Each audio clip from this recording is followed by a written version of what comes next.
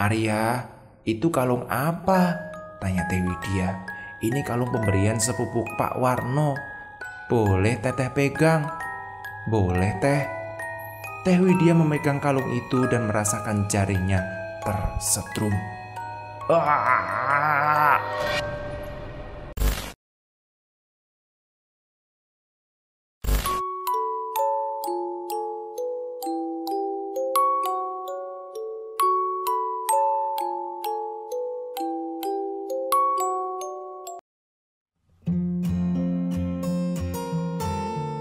Assalamualaikum warahmatullahi wabarakatuh.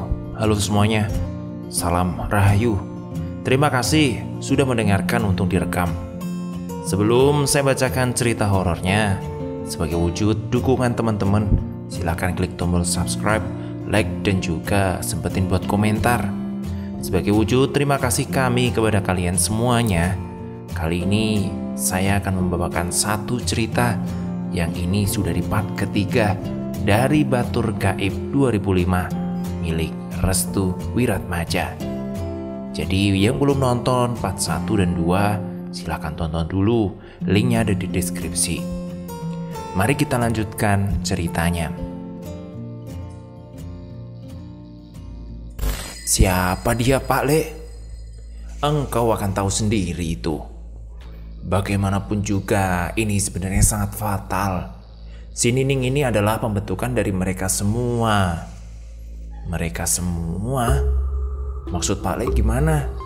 "Mereka yang mengamalkan ilmu hitam dengan memprioritaskan kesenangan sementara hingga lupakan Tuhannya. Tapi ayahku seorang tabib dan tak pernah melawan aturan kok Pak Le. Aturan itu yang membuat ayahmu sendiri dan ayahmu sendiri yang melanggar. Berarti aku adalah korban. Syukurlah kau mulai paham atas semuanya ini. Kau sudah tahu sendiri kan dengan kemampuan siji kedipan itu sendiri. Bukankah sudah cukup dengan kejadian masa lalu itu? Lalu siapa yang mencuci otak keluargaku sehingga ayah dan ibuku terjun ke dalam jalan yang salah ini, Pak Le?" "Kelompok itu berisikan 11 orang. 3 orang sebagai ketuanya dan 8 orang sebagai abdi dalam. Artinya ke-11 orang inilah yang memiliki jiwa yang terikat di dalam sebuah benda yang masih dirahasiakan." "Terus si Nining gimana, Pak Le?" "Sudah ku bilang, Nining adalah pembentukan dari semuanya itu. Mereka sengaja berkomplot dengan kuntilanak karena jiwanya mudah merusak orang-orang di sekitarnya." Perasaan Arya menjadi tak biasa. Dia mendengar suara tangisan, rintihan, dan tuntutan keras bahwa perkataan Pak Bromo hanyalah halu belaka. "Kamu sudah dikotakkan batin dengan si Nining. Sudah aku bilang dia ingin merusak jiwamu. Aku jamin itu." "Bagaimana Pak Bromo tahu bahwa ada kotakan batin dalam hati Arya?" Wajah Arya mulai memerah seperti merahnya, seperti menahan rasa sakit di dalam dirinya. "Nama orang itu adalah..." potong Pak Bromo. "Siapa Pak? Aku tak kuat menahan ini semua." Arya sambil menahan gertakan dalam hatinya yang berisi teriakan-teriakan tidak jelas itu. Kamu itu sendirian. Dasar pengecut. Hempaskan mereka semuanya. Kamu bukan temannya. Tidak ada yang istimewa darinya. Pak Luhur, Pak Luhur." Teriakan di dalam hatinya mulai menambah wajah Arya menjadi menyeramkan. Seketika tubuh Arya diambil oleh si Nining dengan paksa. "Siapa kamu?"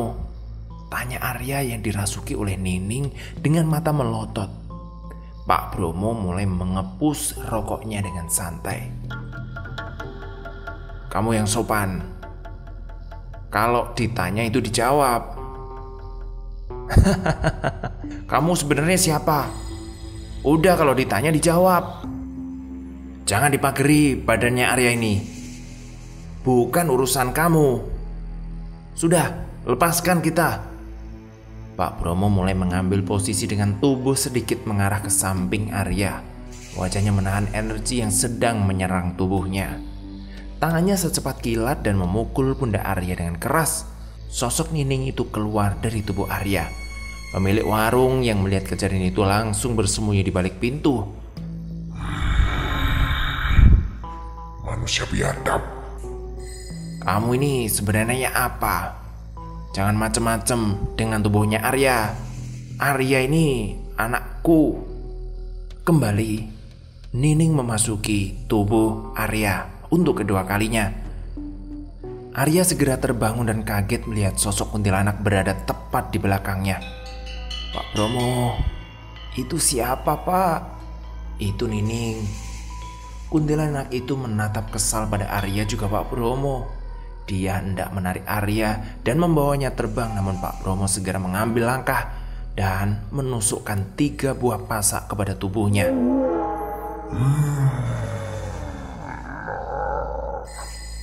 Kuntilanak itu terus mengerang kesakitan.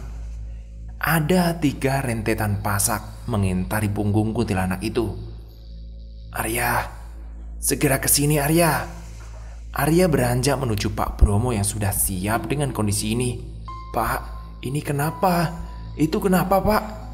Nining sedang meminta bantuan kepada tuannya Pak Luhur, jawabnya. Kamu tidak bisa lari dariku, ucapnya. Pak Bromo mulai memegangi sebuah tasbih kecil yang melingkari pergelangan tangannya. Mulutnya seperti merapal mantra. Badan Arya mulai bergetar hebat.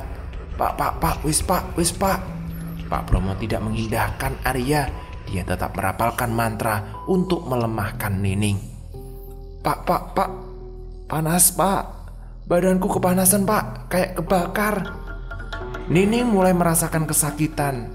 Jiwa Nining dan Arya menjadi satu ternyata.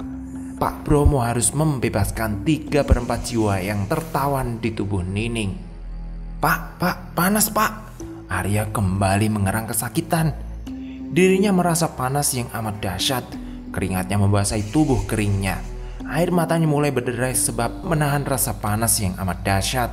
Seketika Pak Bromo merapalkan mantra itu lagi. Ajining diri ono ing lati. Begitu ucap Pak Bromo, perhatian mulai tertuju pada Arya yang mulai melemah. Tubuhnya melepas seketika. Ketika diucapkan, sosok Nining itu pun menghilang dengan bersama turunnya hujan. Pak Bromo membawa Arya menuju warung milik temannya itu. Beh. Ada pasien lagi nih. Seorang yang dipanggil Babe keluar. Dia adalah pemilik warung yang tadi yang merupakan teman dari Pak Bromo. Jiwanya masih ketahuan ya? Masih. Terus gimana cara ngelepasinnya? Ya namanya juga seserahan. Maksudnya gimana? Tanya Babe. Ya harus dimulai dari awal lagi. Bahaya Ari, main caplok-caplok saja. Leluhurnya ini udah main tangan. Babe mengangguk mengerti sambil menatap wajah Arya. Dia kemudian mengelus jidatnya. Masih ada satu lagi temannya yang masih tertawan di dalam pangilon. Pangilon ini dalam bahasa yang artinya cermin. Menurut narasumber, cermin ini sangat langka dan berbentuk aneh. Karena saking langkanya, cermin ini diturunkan oleh seseorang yang mempunyai kuasa tinggi dalam sebuah desa, baik sebagai lurah atau perangkat lainnya.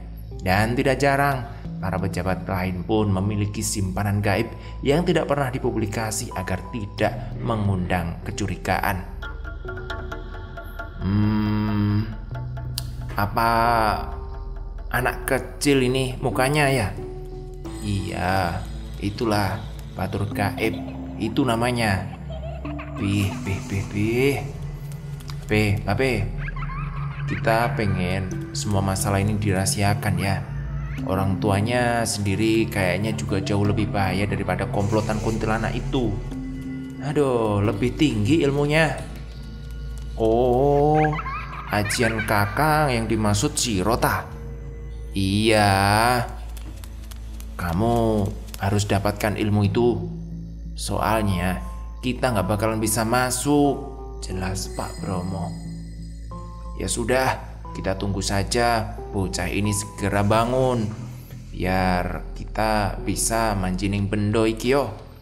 Biar kita bisa segera menyelesaikan ini ya. Babe sambil memberikan kalung berbatu hitam dengan 2 garis yang memotong seperempat cahaya, di mana 3 dari longgaran garis tersebut sudah mati cahayanya. 3 cahayanya sudah padam ini. Itu tandanya jiwanya sudah diambil. Pak Bromo memasangkan kalung bebatuan itu kepada Arya. Dirinya mulai iba kepada Arya yang harus menanggung beban seberat ini. Ger, kelak kamu akan menjadi orang besar. Terus jangan berhenti berjuang ya, semangat. Seketika itu Arya mulai terbangun sambil mengeluarkan dahak berwarna hitam. Dahak hitam itu artinya apa, Pak? Tubuhmu mulai rawan terkena penyakit, Jong. Kamu harus jaga kesehatan ya. Arya mulai membereskan pakaiannya yang semula berantakan akibat rapalan mantra Pak Bromo. Aku dari kecil udah sakit-sakitan, Pak. Nggak usah khawatir. Besok juga sembuh kok. Arya, namamu Arya kan? Tanya Babe, pemilik warung itu.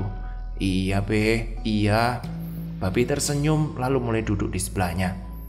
Coba kamu pegang lehermu sekarang. Arya mulai memegangi lehernya dan mendapati sebuah kalung batu berwarna hitam itu yang memiliki 1 cahaya di antara 4 longgaran lainnya. Kok hanya 1 yang memiliki cahaya? Apa maksudnya ini? Pak Bromo dan Babe mulai tertegun dengan pertanyaan Arya. Begitu cepat antusiasnya sehingga menarik kesimpulan dari apa yang ingin dipaparkan oleh Babe dan juga Bromo. Cahaya yang menyala itu adalah jiwamu, sedangkan 3/4 lainnya padam. Itu artinya jiwamu sedang ditawan. Benar kan? Tanya Arya. Benar sekali. Benar itu Arya. Bagaimana caranya jiwaku agar segera kembali ke tubuhnya? Kau akan tahu nanti. Ada seseorang yang menemanimu dengan perbedaan yang lebih kompleks. Jawab Babe. Kompleks? Benar. Perbedaan itu sangat banyak sekali. Bahkan bahayanya jiwamu akan penuh dengan kebencian terhadapnya. Bagaimana bisa terjadi? Kau akan menjawabnya dengan tekadmu yang sudah kau bulatkan dari awal. Arya mulai mengangguk mengerti. Tekadnya sudah jelas. Dia harus menemukan jiwanya kembali dan memecahkan teka-teki yang selama ini masih dirahasiakan oleh keluarganya. Baik Arya, sekarang kita mulai mencari tempat tinggalmu di daerah rawan Mangun. Pak Bromo mulai izin pamit kepada Babe.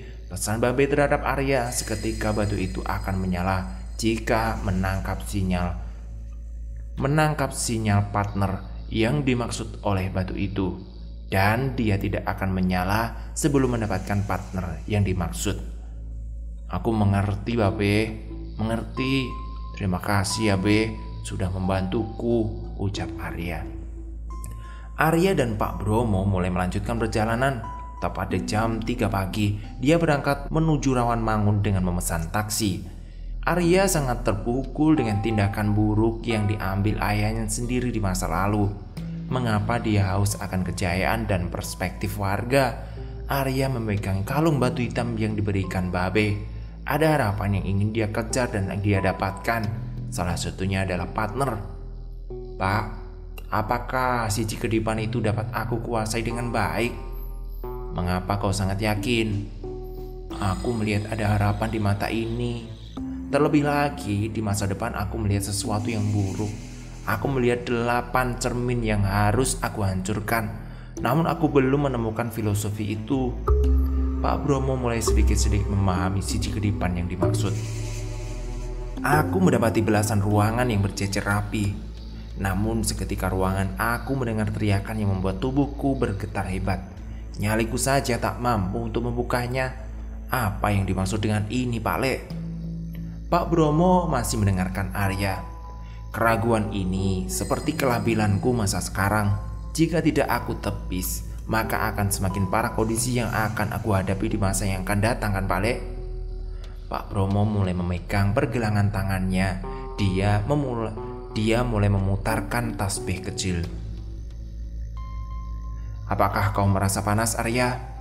Arya mulai tertegun dengan pertanyaan itu, seperti ada gertakan di tubuhnya. Tidak Pak Lek, ada apa memang? Tasbih ini adalah pemberian ayahmu. Lalu apa fungsinya? Untuk menetralkan jiwa yang mengandung negatif. Itu sangat bekerja loh. Apakah ketika tubuhku panas itu menandakan adanya aura jahat di dalam tubuhku? Kamu cerdas Arya, benar sekali. Aku hanya menebaknya. Ngomong-ngomong, apakah kamu melihat Apta di ruang siji kedipan itu? Arya kaget mendengar itu. Aku tidak melihat Apta Pak Lek. Apta itu adalah bagur gaib dari Arya yang terjebak dari cermin bilik Pak Luhur. Bisakah kau ingat kembali? Apakah Apta juga terjebak di pangilon atau kutukan itu? Tanya Arya. Ya, kemungkinan iya Arya. Mengapa Bapak yakin aura Apta itu positif? Lalu mengapa dia membuat teror-teror sebelumnya? Tanya Arya. Yang melakukan itu Pak Luhur. Dari mana Bapak tahu itu? Aku adalah sepupu Pak Warno. Arya tidak menyangka bahwa Pak Warno memiliki sepupu yang tinggal di Jakarta. Benarkah? Sehari sebelum seserahan itu dimulai, Pak Warno telah memberikan kabar kepadaku bahwa dia akan mengorbankan dirinya untukmu Arya. Perasaan Arya mulai tercabik-cabik mendengar pernyataan dari Pak Bromo mengenai pengorbanan yang dilakukan Pak Warno untuknya. Apta itu sendiri merupakan anak pertamanya yang meninggal ketika wabah penyakit aneh yang menimpa warga setempat. Ayahmu tak mampu memberikan pengobatan pada Apta dikarenakan penyakit itu sangat menular dan ganas penyebarannya. Arya mulai menyimak penjelasan Pak Bromo satu demi satu. Jadi muncullah perspektif buruk daripada warga untuk mengorbankan Apta agar tidak terjangkit semua para warga olehnya. Dipasunglah Apta di kamarnya dan mulai melakukan seserahan di tengah lapang. Itu asal usul keseserahan. Arya meneteskan air mata. Dia terharu mendengar cerita lama yang dikenalkan kembali oleh Pak Warno. Ini seperti tombak yang menusuk dalam di hati.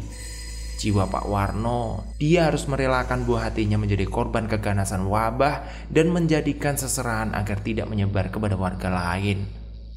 Apakah yang terjadi dengan istri Pak Warno? Istri Pak Warno meninggal dunia ketika Apta dilahirkan, sehingga dalam rumahnya hanya ditempati Pak Warno dan Apta. Mereka hidup berdua saja. Lalu mengapa rumah itu seperti terbakar? Tanya Arya. Sebentar. Bapak akan melanjutkan ceritanya tadi. Sebentar lagi kita bakalan sampai. Jalan di waktu menjelang subuh mulai sedikit ramai. Para pedagang kaki lima mulai menjajakan dagangannya di sepanjang jalan. Sudah sampai Pak, jelas supir taksi itu. Berapa semuanya? 40.000 saja. Pak Bromo mulai merogoh koceknya yang berisi 50.000, juga ratusan ribu yang disatukan dalam dompetnya. Ini Pak, sisanya ambil saja. Pak Bromo memberikan selebaran 50.000 serta mengucapkan terima kasih. Arya, kita cari bubur dulu ya buat sarapan kita, terus kamu nginep di kokosan Bapak saja dulu. Baru siang nanti kamu boleh pergi menuju rumah om kamu. Gimana? Iya Pak Lek, siap. Pak Bromo mencari tukang bubur ayam di sepanjang jalan Rawamangun. Dia mendapati sebuah gerobak bertulisan bubur ayam enak. Ayo yuk, kesana yuk. Arya mengikuti langkah Pak Bromo yang menjejaki jalanan pagi itu demi mendapatkan kehangatan dan aroma unik dari bubur ayam. Memang beda ketika kita memakan bubur ayam di pagi hari dengan bubur ayam di malam hari. Memang rasa dan nikmatnya berbeda sekali. Kang, pesen 2 mangkok ya. Siap. Arya dan Pak Bromo menyantap bubur ayam yang masih hangat di pinggiran jalan. Kesannya amat menyentuh manakala Arya menyeruput teh tawar yang disuguhkan oleh Pak Bromo. Aku masih ingat betul dengan prosesi seserahan yang dimaksud. Apa yang kamu ingat? Ceritakan. Kedua tangan dan kakiku diikat oleh 4 obor yang mengelilingi tubuhku. Jika keempat obor itu padam, maka aku tak mampu bersua kembali dengan keluargaku. Apa maknanya itu? Maknanya adalah pengorbanan jiwa. Pak Bromo langsung tersendak. Bapak tidak apa-apa. Benar sudah, Pak Luhur yang menjalankan prosesi itu. Aku masih belum yakin, Pak Lek. Nah, di dunia ini jikalau kita memandang dengan kacamata naluri, semua akan sama. Namun cobalah memandang manusia lebih mendalam. Mungkin saja siji kedipan itu adalah kunci teka-teki masa lalumu. Bisa dijelaskan secara rinci, Pak Lek? Pak Bromo menghabiskan sesuap nasi, menyeruput teh, kemudian menjelaskan. Kamu itu bagaikan gelas, nak. Bisa ditelungkupkan dan ditegakkan. Namun itu akan berpengaruh jika kau ingin diberikan minuman. Jelasnya, minuman apa saja yang kau masukkan itu tergantung dengan ukuran gelas yang kau pakai. Jangan sampai berlebihan soal rasa dan semuanya. Semua orang akan menilai ketika sudah meminumnya. Arya pelan-pelan mencoba memahami perasaan Pak Bromo yang sangat menyayangkan tradisi seserahan itu. Aku tidak tahu, nak. Aku sangat terpukul dengan jiwamu yang sekarang. Tapi percayalah, kau itu akan menemukan jati dirimu manakala kau mampu menguasai dirimu sendiri. Perasaan Arya semakin tidak enak ketika dia melihat sesuatu yang aneh dalam gelas miliknya. Pak, siji kedipanku. Apa yang kamu lihat, nak? Arya melihat seseorang wanita bersama dengan ayahnya, namun itu bukan ibunya. Seperti orang lain yang mencoba menguasai keluarganya. Aku melihat seorang wanita bersama dengan ayahku, tapi itu bukan ibuku loh, Pak Lek. Itu adalah gambaran masa depan. Pak, kepalaku pening. Pusing ini, Pak. Kamu belum terbiasa menggunakan siji kedipan. Kamu harus menunggu waktu yang tepat agar itu bisa bekerja dengan baik dan optimal ya, nak. Pak Bromo segera memegangi tangan Arya dan mencoba menetralisir aura negatif yang berada dalam jiwanya. Batur gaibmu. Kenapa, Pak? Itu Pak Warno. Arya langsung kaget. Dia tak mengira bahwa anak kecil yang dipasung benar-benar ada. Dia terkunci di suatu tempat, Pak Lek. Lalu bagaimanakah kelanjutannya, Pak? Kamu perlu bersabar, nak. Ada waktunya. Kau hanya cukup bersabar. Semua akan menemukan caranya. Sekarang kita akan berpisah di tempat ini. Kau lanjutkan perjalananmu menuju ommu ya. Jika ada apa-apa, kau boleh menghubungiku di tempat ini lagi. Iya, Pak Le, iya. Terima kasih sebelumnya. Pak Bromo izin pamit kepada Arya dan beranjak pergi ke arah yang berlawanan dengan Arya. Arya mencoba mencari tempat dan gang yang tertulis di secari kertas pemberian ibu untuk menuju rumah Om Indra. Kayaknya ini rumah Om Indra. Arya segera membuka gerbang rumah tersebut, mendapati Om Indra bersama istrinya. Itu adalah Teh Widya, yang sepertinya sedang berbincang di depan rumah sambil minum kopi. Assalamualaikum. Assalamualaikum. Wah, waalaikumsalam, Arya. Arya disambut hangat olehnya. Ia mempersilahkan duduk di antara mereka sambil menceritakan perjalanannya. Bagaimana perjalananmu, Arya? Si Nining masih mengikutiku, Om. Loh, kok bisa?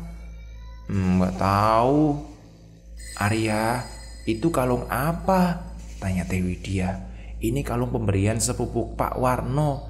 Kalung ini menandakan jiwa Arya terbagi menjadi 4, dan 3/4 lainnya sedang tertawan di suatu benda. Boleh Teteh pegang? Boleh, Teh.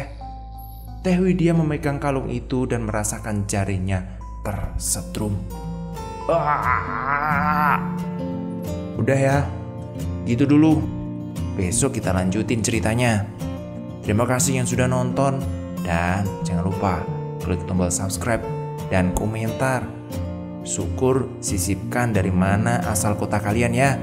Terima kasih, sampai jumpa.